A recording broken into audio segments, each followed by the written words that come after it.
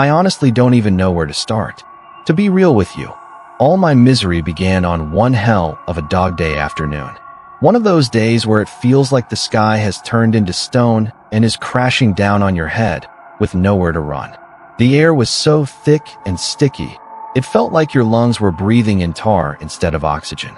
I'm Robert, just an ordinary 35-year-old guy who, until that day, thought my biggest sorrow was overdue bills and the damp, rotting walls of this beehive I call a home. I was walking down the sidewalk, staring at the filthy, sticky pavement littered with cigarette butts and the discarded scraps of other people's lives. I was thinking about why life had become so colorless and dull, why every day felt like a sludge-filled repeat of yesterday that never ends. The sidewalk was crowded, but I felt trapped in a murky glass bubble that muffled everyone's voices. The honking cars and the shouting of street vendors hawking their junk sounded like distant, blurred background music that only made my headache worse. As I was trudging through the trash on the sidewalk with my head down, something suddenly slid under my right foot. It made a crunching sound, like the bone of a large insect shattering under my boot. I stopped for a second. A bad feeling washed over me, like when you step on something dead. I bent down. It was a cassette tape. One of those old tapes where the edges had turned from black to a faded gray from sitting in the sun too long, with a layer of greasy, sticky dust coating it. I picked it up. No label, no name, no markings to say who it belonged to or what was on it. It was completely naked. For a split second, I felt the tape vibrate in my hand. A very faint tremor that might have just been my own nervous, shaking hands playing tricks on me. I told myself it was probably some shitty old music or a bunch of recorded nonsense that the owner threw away to be crushed under pedestrians' feet once they realized how pathetic it was. I spun the tape between my fingers. Its plastic body was so cold, it felt like it had just been pulled out of the damp, freezing soil of a graveyard. It had a strange weight to it, as if it were filled with lead instead of magnetic tape. I shoved it into the pocket of my worn-out leather jacket. My pocket suddenly grew heavy, an unnatural weight that I felt all the way home, constantly dragging me down toward the ground. It felt like I was carrying a piece of a miniature corpse. The whole way home, those few blocks I had to walk, I felt like someone was watching me from behind. You know the feeling, the kind that makes the hair on your neck stand up. Every few steps, I'd turn around on some pretext. I'd tighten my shoelace or pretend to look into the windows of closed shops, but I only saw the long shadows of leafless trees and indifferent people with their heads buried in their coat collars. But that weight in my pocket kept pulsing like a heartbeat, reminding me that what I found wasn't just a piece of ordinary plastic.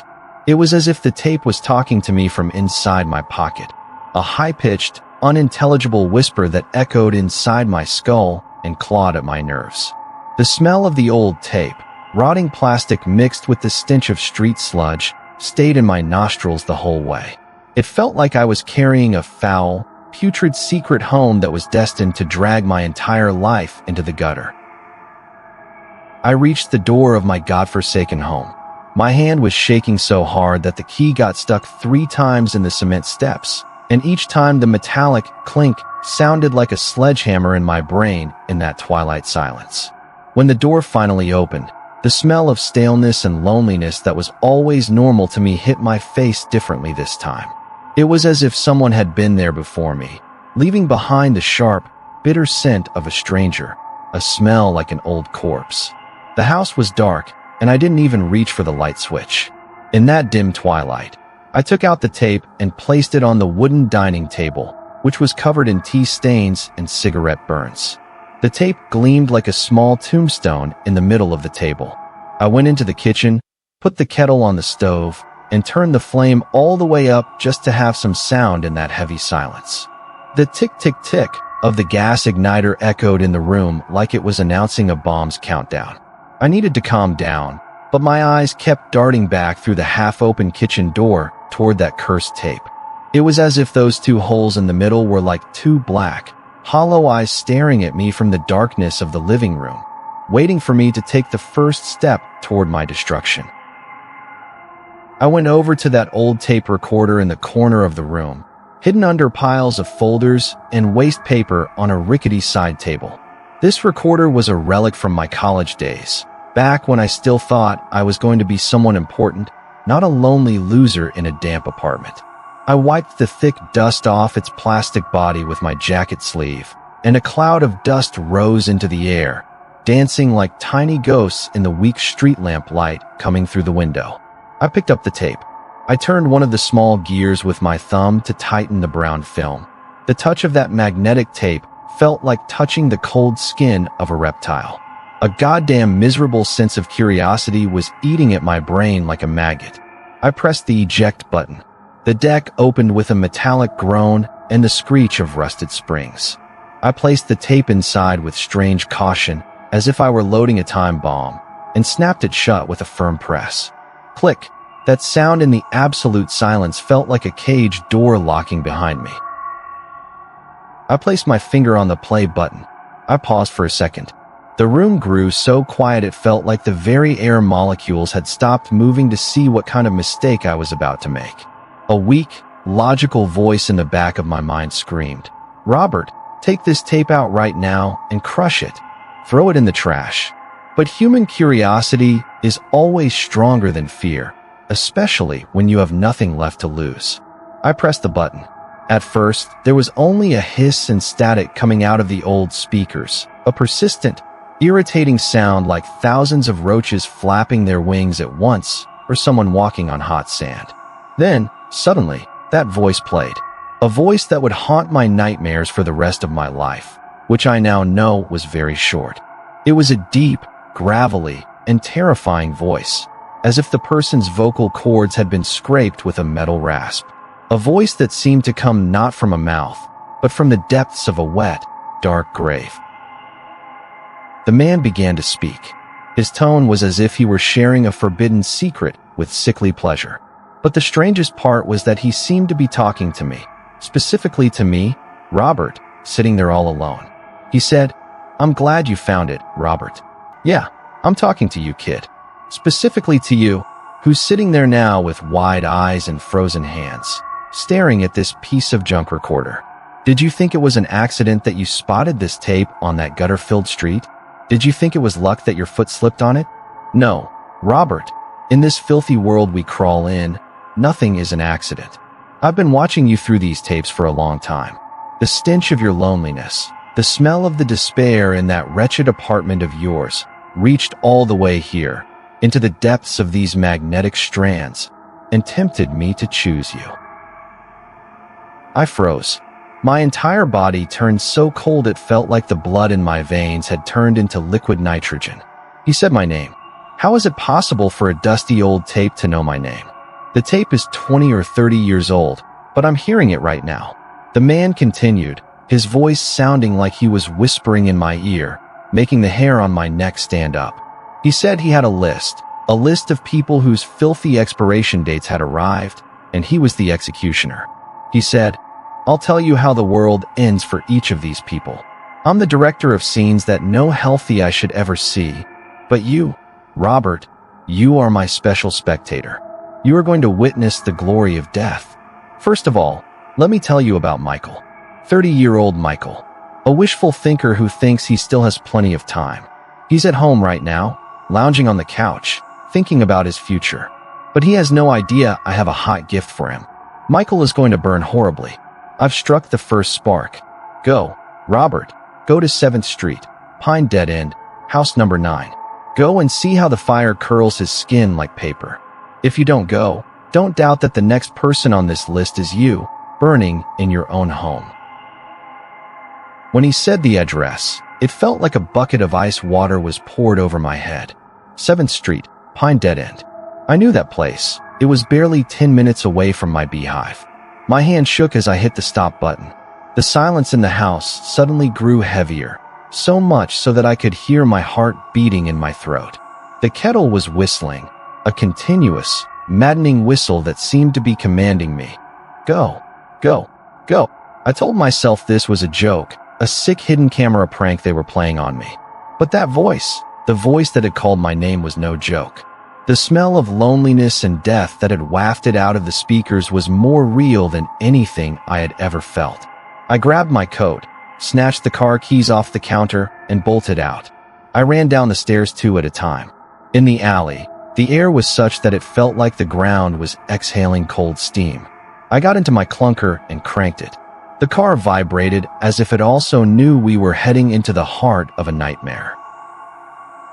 I reached the entrance of Pine Dead End. It was a cul-de-sac with only a few streetlights whose glow was yellow and sickly, like the eyes of someone with jaundice. I turned off the car and waited in the shadows. Number 9 was an old stone building with tall windows. The second floor was lit. A soft lamp glow could be seen behind sheer curtains. Everything was peaceful, so very peaceful.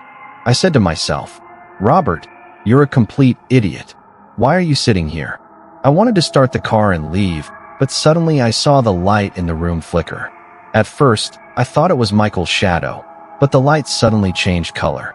From a warm yellow, it turned into a sharp, wild orange. A second later, the sound of shattering glass shook the entire neighborhood. Flames burst out from the windows as if a dragon had been trapped in that room. And then, the scream started. Michael's scream sounded like they were cutting his throat with a chainsaw. I was frozen behind the wheel. My eyes were bulging out, and my hands were locked on the steering wheel. That voice on the tape, it was the truth. I drove back home with the stench of charred meat and melted plastic clinging to my very soul. The image of Michael's shadow thrashing behind the melting glass was seared onto the back of my eyelids. Even with my eyes wide open, I couldn't unsee it. I entered my apartment like I was stepping into a mass grave.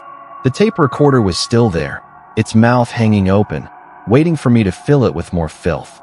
I rewound the tape and hit play. This time, the hiss that came out sounded like the faint chuckles of a demon.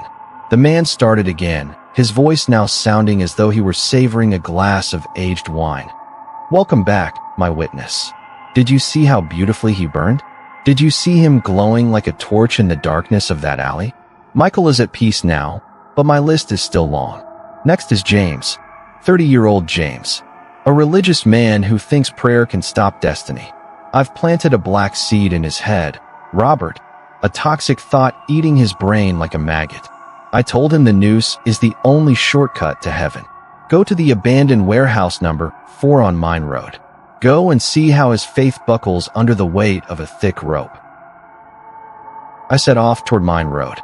The fog was so thick it felt like the world had ended and only me and my car remained.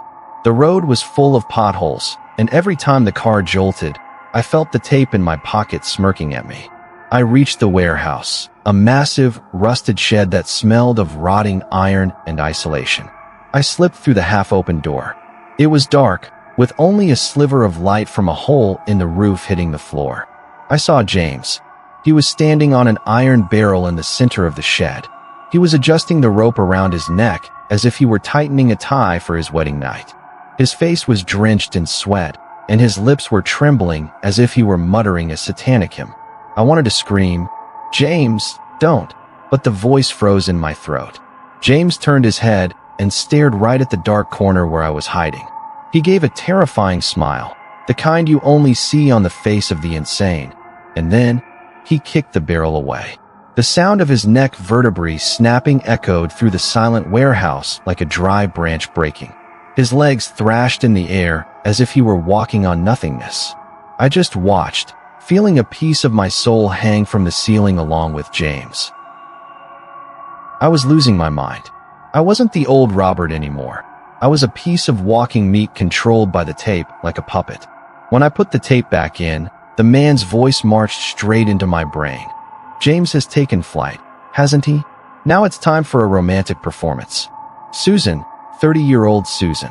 She's beautiful, isn't she? Brown hair and eyes that hold all the world's innocence. Susan works at the Central Library, among old books that smell of time. But Susan has a problem. She's too pure, and this world isn't a place for purity. I found a crazy suitor for her, a boy who mistook love for blood. I told him the only way to have Susan is to turn her into an eternal memory.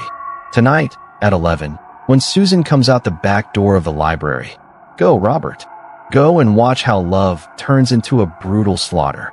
You know the address. This time was different. I knew Susan.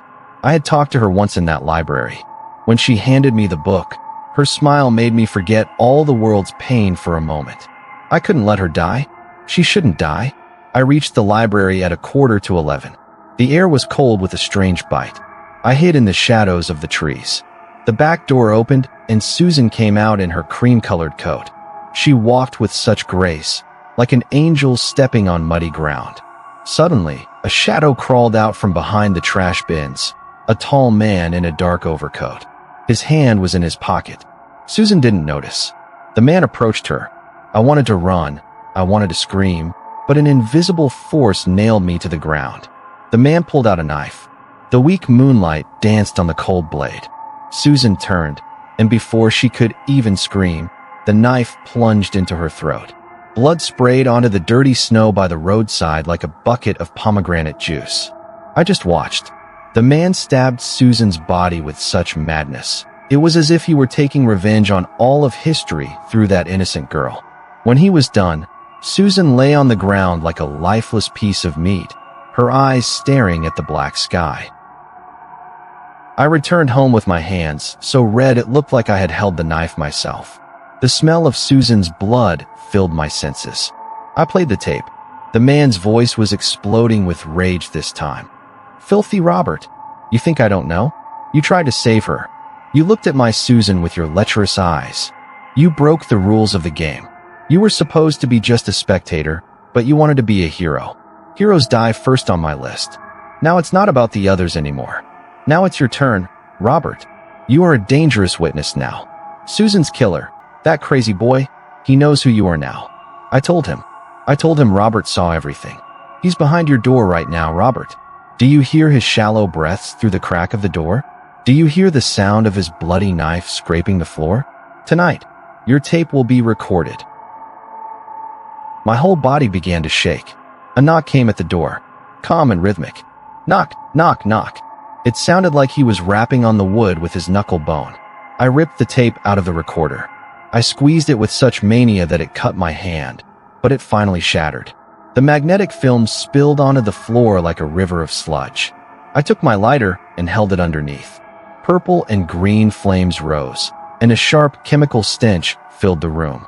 I thought if the tape burned, its magic would end. But the man's voice didn't stop. The voice echoed off the walls as if the very house were talking to me. "It's no use, Robert. I'm not in that plastic anymore. I'm in your blood. I'm in your breath." The door broke with a horrific crash. The tall man, his face deformed by madness, entered. He raised his bloody knife. I backed away and hit the dining table. The recorder fell and shattered, but its gears didn't stop turning. The killer reached me. The first blow hit my side. A searing heat, then a deep numbness.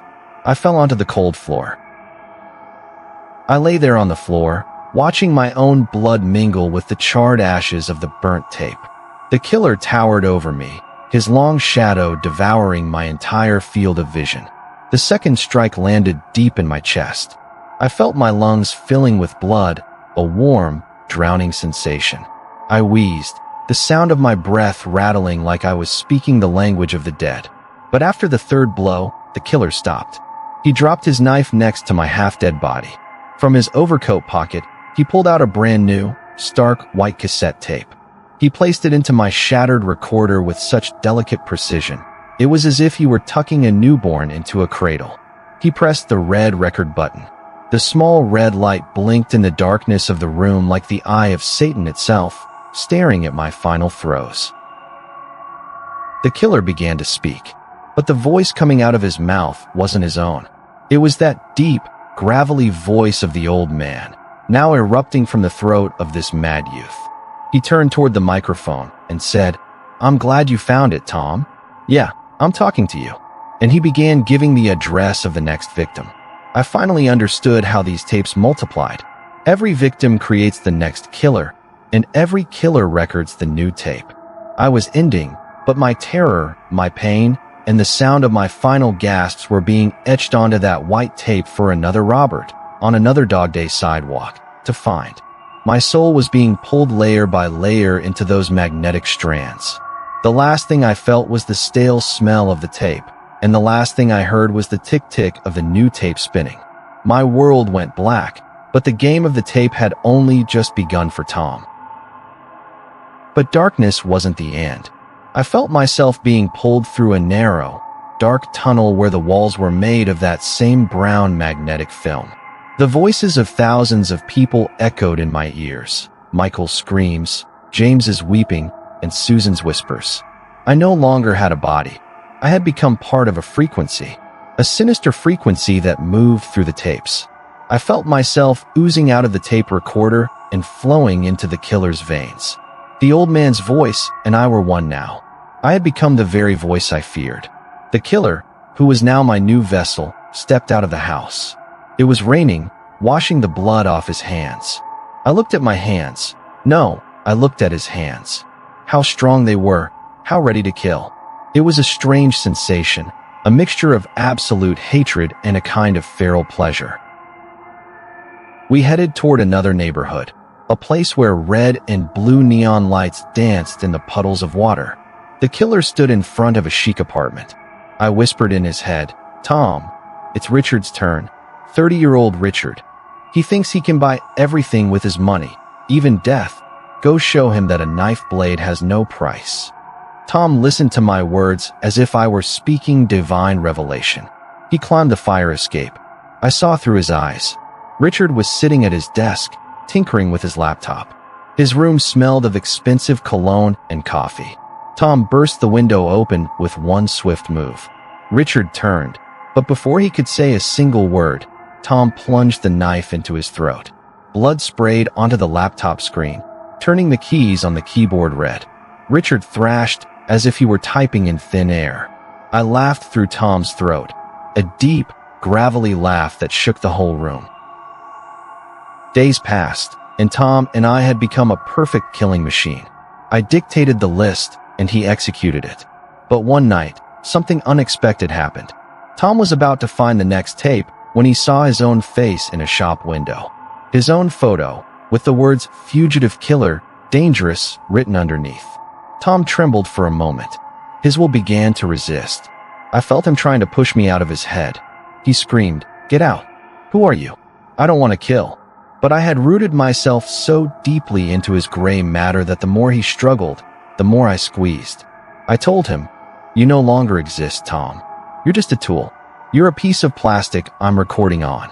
If you resist, I'll burn you so badly that Michael will look like royalty compared to you." Tom went for a bottle of liquor and downed it. He wanted to drown his mind, but I was there even in his drunkenness. That night, we were supposed to go after the 10th victim, an old woman living alone in an old villa. Tom picked up the knife with a shaking hand. When he entered the house, the old woman was knitting. She was so peaceful that even Tom felt pity. The knife slipped from his hand. Tom sat on the floor and began to cry. I screamed in his head, "Kill her! End it now!" But Tom wasn't listening anymore. He stood up and went to the kitchen. He picked up a cassette tape, lit a lighter under it, and swallowed the tape. He swallowed the burnt plastic and hot tape as if he were drinking my poison. I felt myself melting. Tom was fighting himself. He wanted to kill me by killing himself. But I didn't vanish that easily. When Tom plunged the knife into his own heart to get rid of me, I leaped out of the wound in his chest like a thick, black smoke. Tom fell to the floor, his blood flooding the kitchen. I was drifting, bodiless. I felt myself evaporating into the air. I had to find a new home, a fresh vessel, an empty mind to record on. The wind carried me toward the busy city streets, where people hurried along, none of them knowing that death was crawling between their feet. I saw a young guy, a student with a backpack full of books. He was listening to music. He walked with such peace, as if the world were a beautiful place. I slid quietly into his headphones. The soft music he was listening to suddenly turned into the hiss that was me. The boy was surprised. He took off his headphones and shook them. I crawled from the headphone wires into his ear. I felt myself taking root again. His name was Alan.